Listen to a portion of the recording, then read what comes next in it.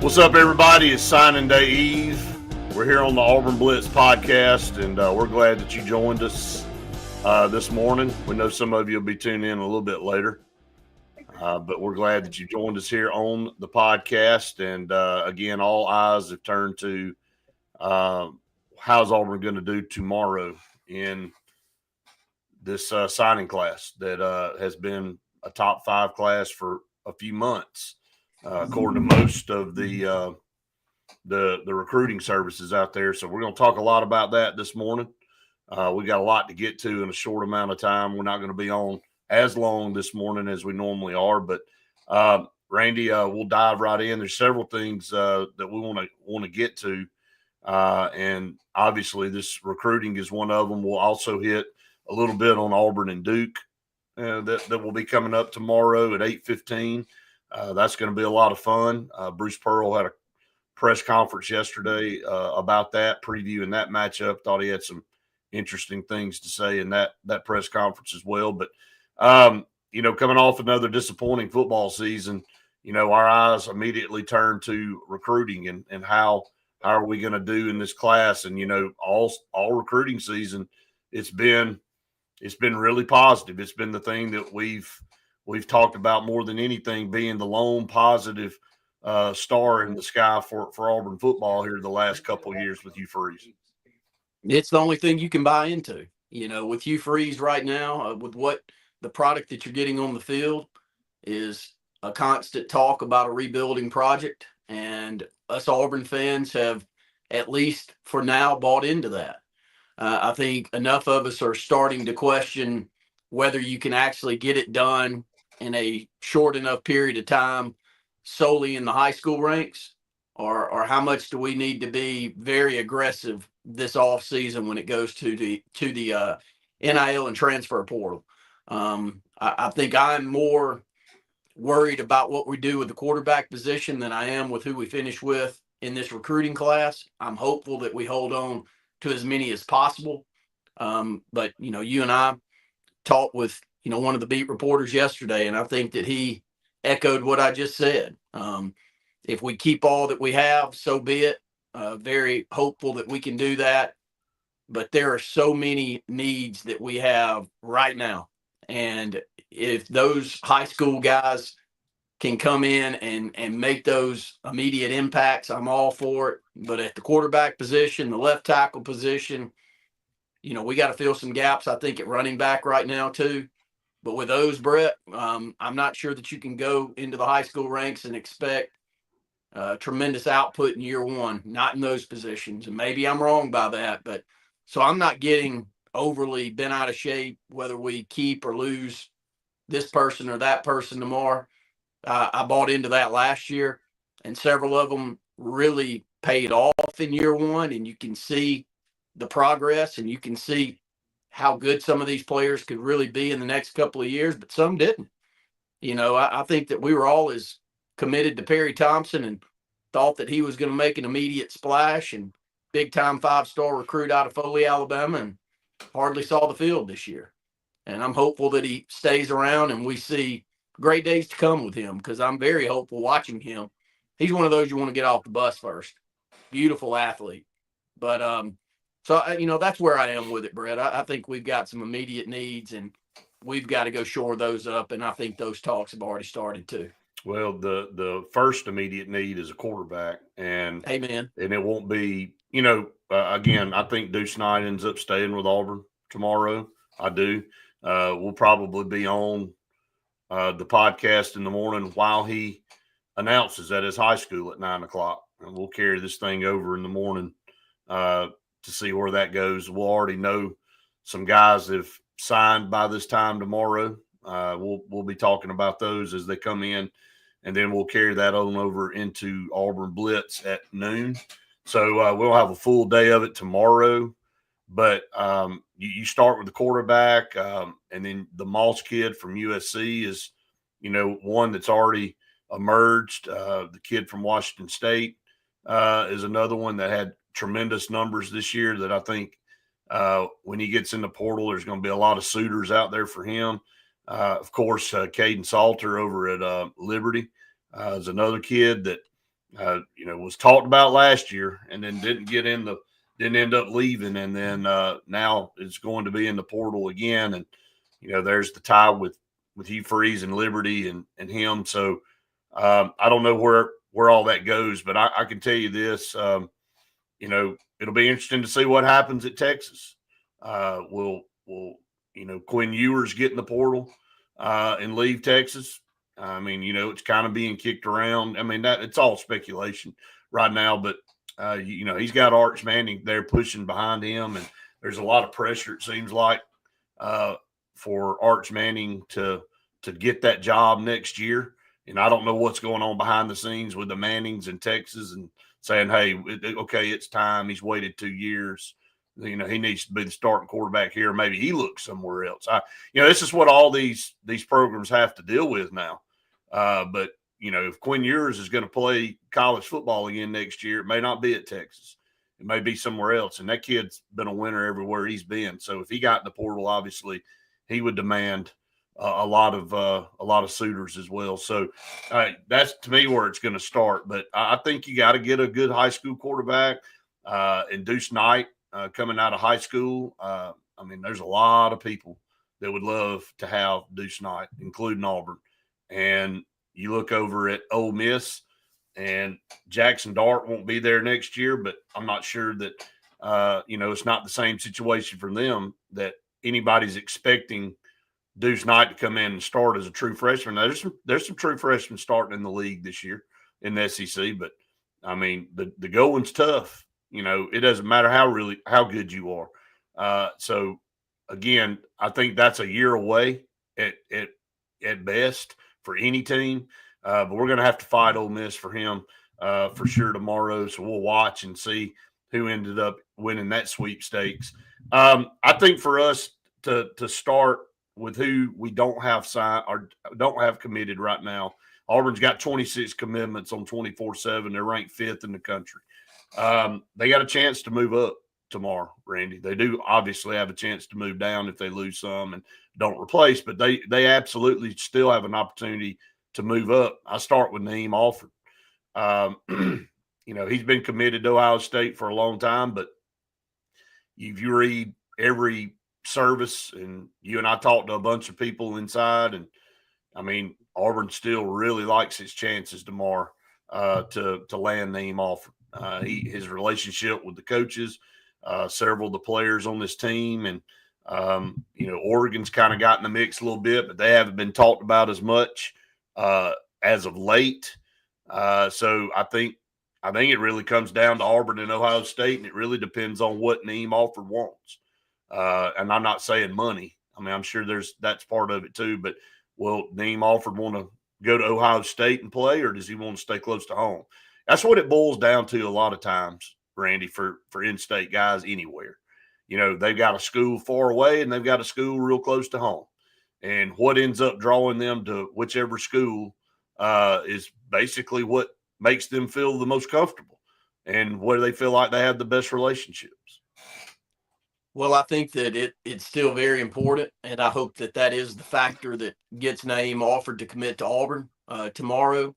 But I think that it's less important than it was, say, 10 years ago. And the NIL is the reason for that.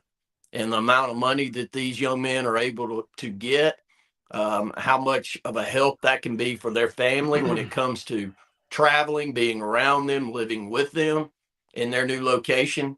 If it's enough money, I mean, you can cover all expenses. And I don't know his family dynamic. I know that he plays for one of the best high schools here in the state of Alabama in Parker. So he's been coached very well, and they got a chance. And you and I'll have the good fortune of calling their 6A state championship game together on Friday night. I sure hope that the game that we call is going to be 2 Auburn commitments on that Parker roster, because from what I saw this past week, Jordan Crawford's going to be an immediate sensation at Auburn. He's 6'2", 320, Brett, already built up nice. You get him in there for several months and you get him let in to next season, I can already see him making an immediate impact. And I'm hopeful that Naeem Alford, as we're calling them as well on Friday, you and I'll be able to say Auburn commitment there too. So great matchup. I look forward to that one. It's probably the one that I point to more than any other is that Saraland and Parker matchup, and hopeful that there's at least two for Parker and at least one for Saraland that will be Auburn commitments that we'll be able to call on Friday night. Yeah, absolutely. Cromah, the running back out of Lee County, Georgia, also one that Auburn's eyeing with the exit of obviously one of the best running backs we've had in forever, that we all felt we underutilized tremendously, but we're trying to go out and get a big time running back from the state of Georgia to add to this running back room to fill that gap. And again, you and I talked about the running back situation yesterday on Auburn Blitz. We feel like it's Damari Alston and Jeremiah Cobb's turn. So it's not like it's a bare running back room, but you need to add somebody in there. And Cromah would be a great addition to that. Again, battling somebody and getting somebody out of the state of Georgia, if Georgia wants them right now, is tough. But the Auburn's definitely in the mix with Florida State. He's definitely a guy that all three teams want. Florida State's horrendous. We're not far behind them. And then you got Georgia. So it just depends on really, again, what personally he wants out of this process and which direction he wants to go. Jared Smith is a guy I think that Auburn really has to hold on to. You're going to look at South Carolina as being the main competition there for him. He is committed to Auburn. I know we've been talking about guys that aren't committed to Auburn that Auburn's trying to get, but I'll start with Jared Smith on the ones that are committed that I think Auburn really needs to get, because South Carolina's been pushing hard. South Carolina, man, has been the surprise team in SEC this year. They've made a very big case. I'm telling you, if they don't get screwed in that LSU game with that call, they're probably sitting there with a pretty secure spot in the playoffs. They'd have 10 wins, and I don't think Alabama or Ole Miss would even have an argument at that point. Probably Miami either. I don't think either of those teams would have an argument against South Carolina at that point if they only had 2 losses, and we wouldn't even really be talking about that last spot. But they did. They got a bad call at home against LSU, and it's probably going to cost them a playoff spot, which is a shame. I mean, it really is. But Jared Smith's been over to South Carolina several times. He really likes it over there. He fits their style of defense. But, Auburn's got a doggone good defense too, and he's got relationships there. So that's a battle that everybody's going to want to watch tomorrow morning. What's a need position at a school that we need to make a priority? And we have made a priority. So I'm hopeful that we can hold on. I really bet that we can.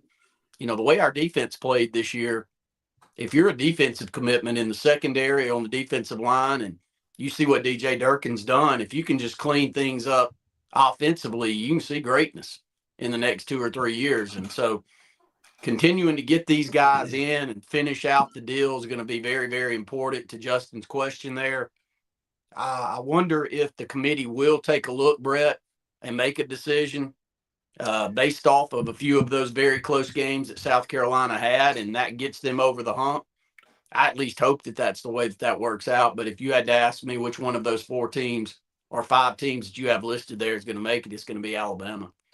Eyeballs will go to them. Alabama's the brand. They're the product.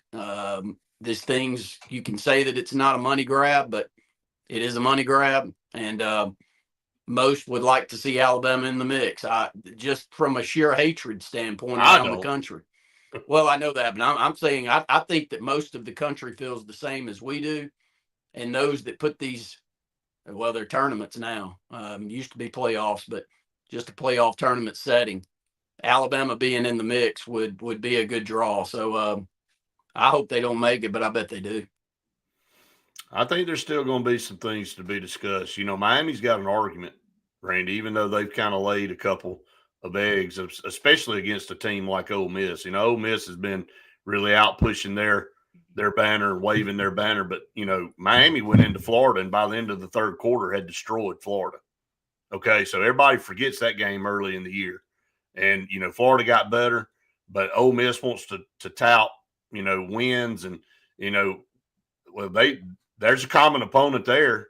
They went to Florida and got beat. Miami went in there and by the time the end of the third quarter was over, most people had turned that game off. It was such a blowout. So, everybody's got an argument. Okay. All of these teams have an argument. I saw a stat where when you look at Miami versus Alabama against bowl eligible teams on the road, Alabama's 1-3 and Miami's 4-2. Hey, you can say, well, that's, again, numbers are numbers.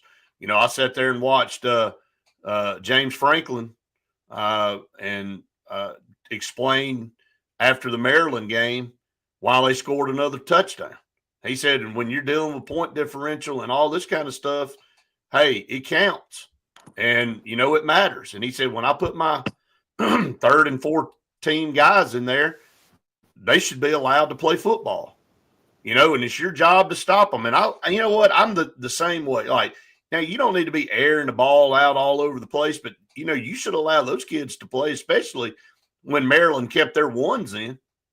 When you put your 3s and 4s in and Maryland keeps their 1s in, well, then why not? It's kind of an unwritten rule and everybody wants to make a big deal about it after, a game like that. But, he's just saying what Steve Spurrier said 20-something years ago. He said, it's my job to call plays and it's your job to stop them. And, back then it was all about impressive wins, right? How bad did you beat somebody? And everybody got pissed off that, oh, that's not teaching sportsmanship. And, you're running the score up on teams and all.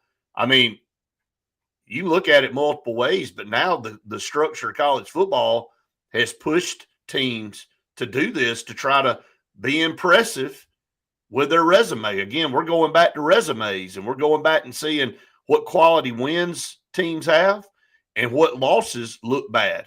And you have to put all that on the table and you have to go out and almost like a political campaign, you have to go and push your candidate, which is your team.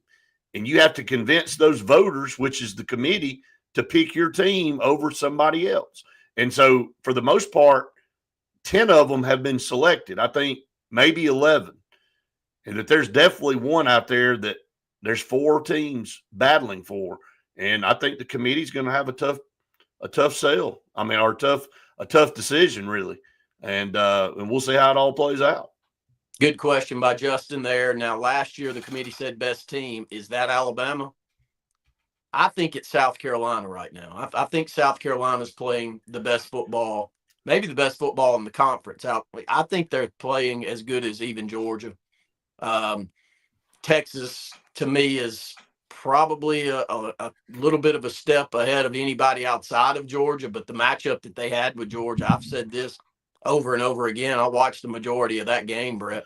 I think Georgia wins that game 10 out of 10 times if the matchups are the same and the quarterback plays just slightly above average for Georgia. I think they're that much better of a team. But back to Justin's question, I would like to see South Carolina in it. South Carolina hasn't made it into any of these. I think they would be rabid. I think there's something to sell there.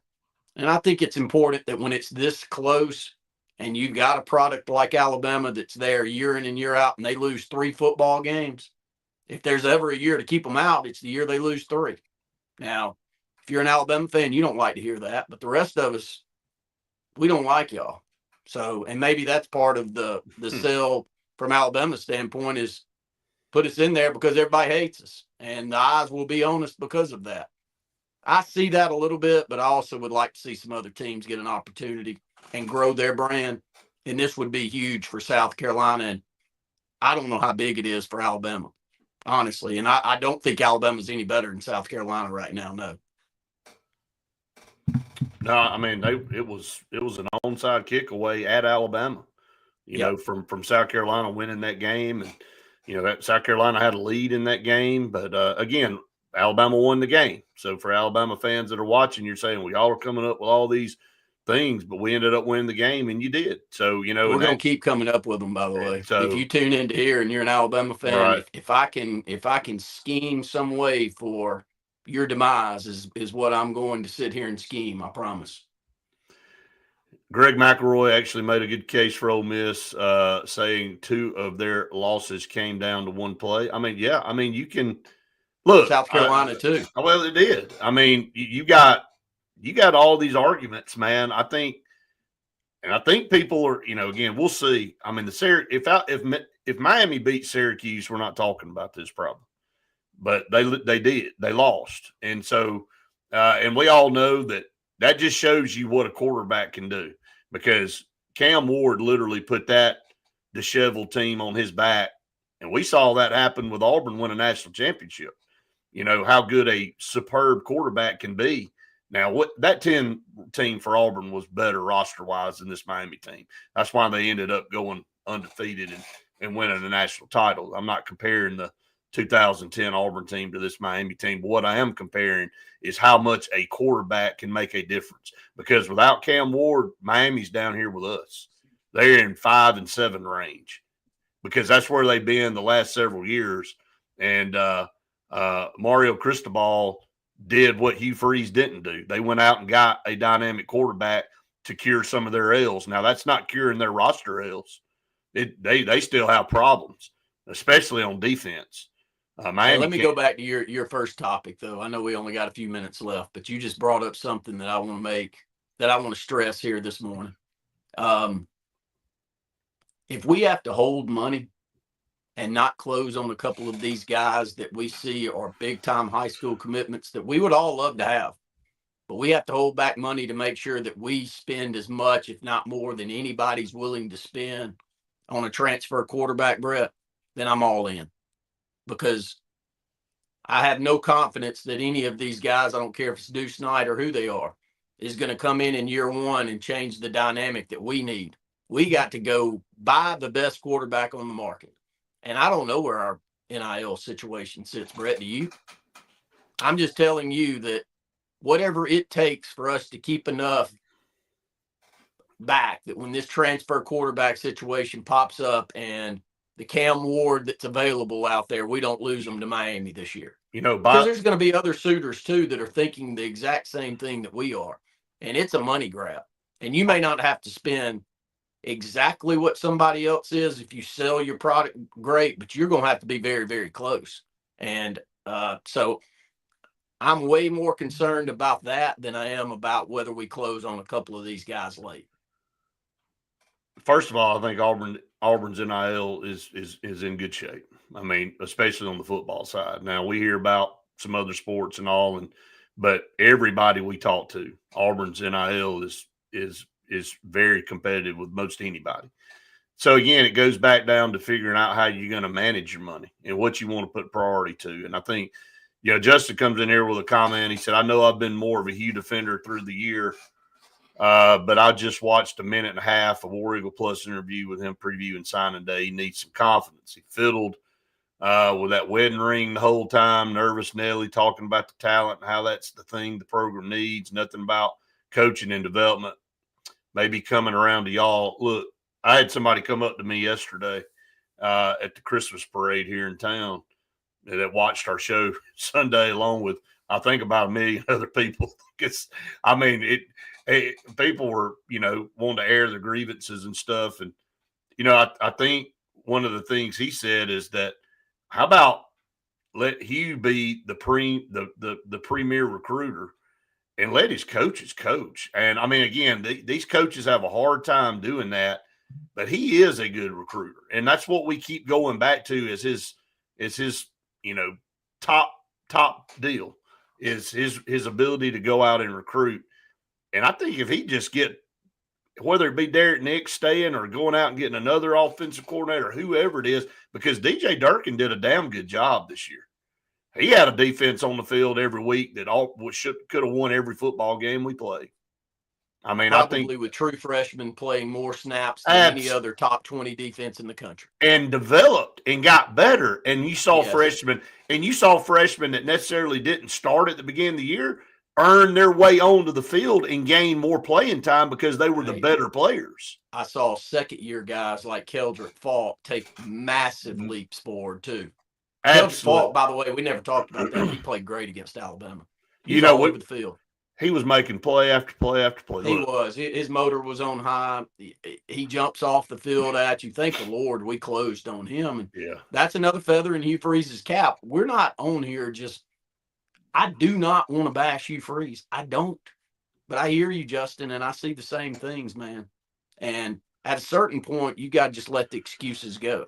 He said it a few times in press conferences because I'm sure he's hearing from those that he's close to that the Auburn fan base is over the excuses now. Well, the reason you're about to go into year 3. You need to get rid of the excuses and come up with a way to be competitive. Well, the reason he's being nervous on an interview is because his side of the football underachieved.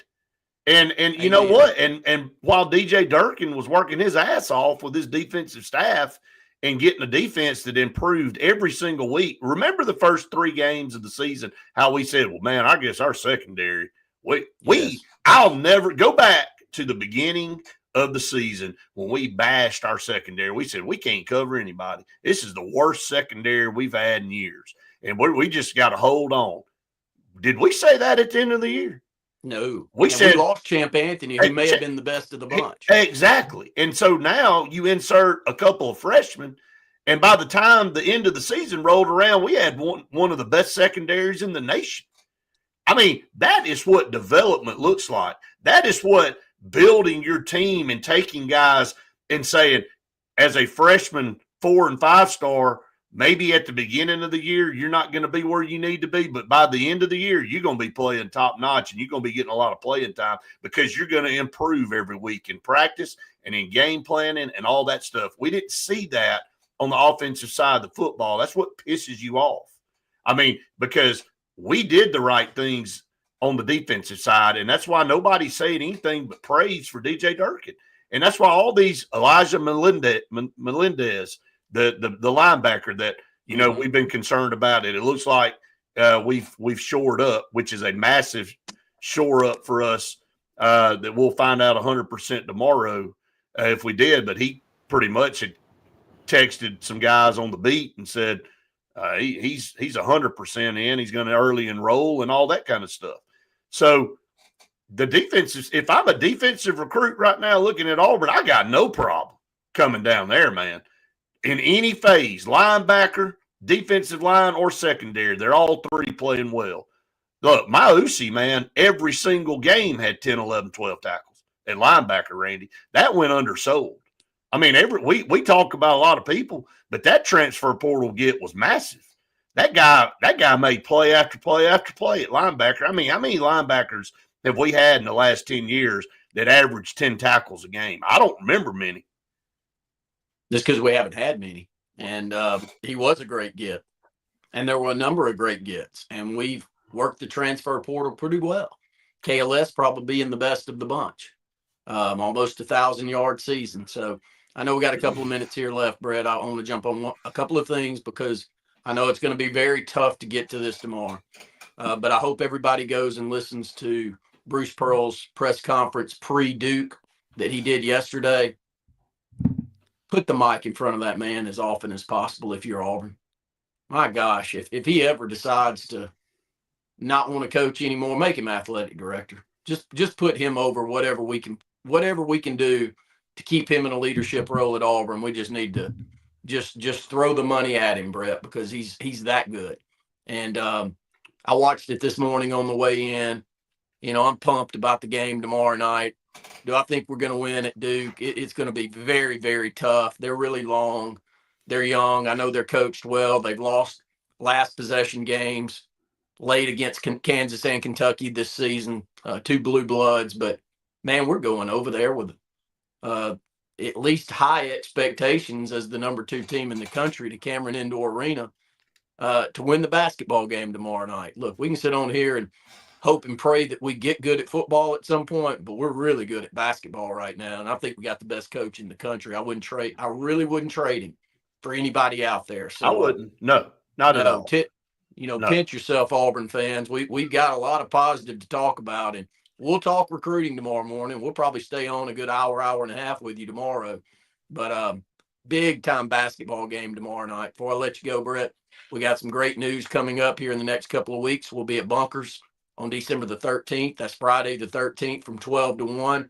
Hope to have some interviews. Hope to have some of the teams and people around the program to be on the show with us there at Bunkers. If you haven't been by on West Glen, just stop in.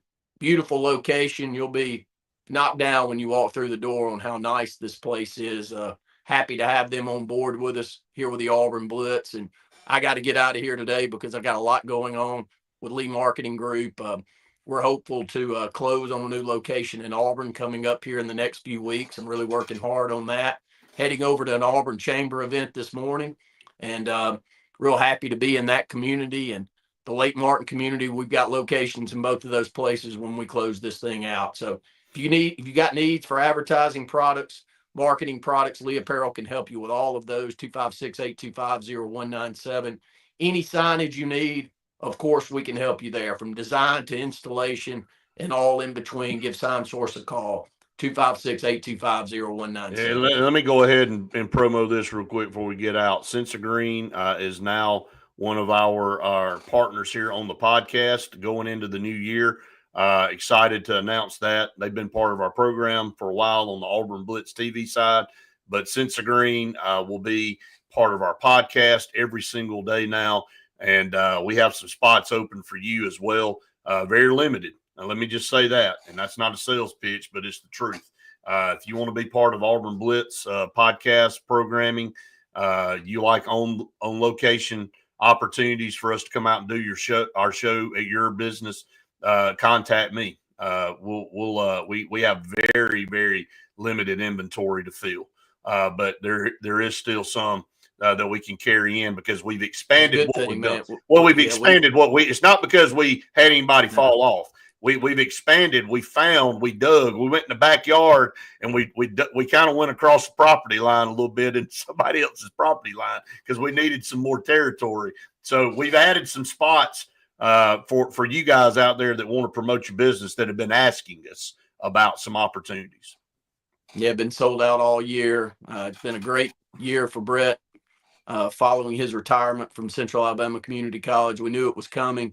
And he and I will be as busy as we ever are the rest of this week. So we'll be on with you as many times as we possibly can throughout the week. But we're heading over starting tomorrow with Brett to Birmingham. We've got the Super 7 coming up. It's the 7A championship game. Brett and I will not be on the call for the 7A championship game, but we will be on the call for the 2 nightcaps on Thursday and Friday night, the 5A starting on Thursday, and then culminating with the 6A on Friday night. Hopefully a lot of great Auburn commits that we're able to talk about the rest of this week, but stay tuned in on the HSA radio network. And Brett will have the final tally of all the radio stations that'll be carrying the games, hopefully by later on this afternoon. Yeah, hopefully. And we'll pass those along. We got a lot of them still trying to get in and be a part of the broadcast there. So we'll pass along where you can tune that in throughout the state. And let me just say that there's several that want to carry the 7A game that have obligations to carry Alabama and Auburn basketball right now, man.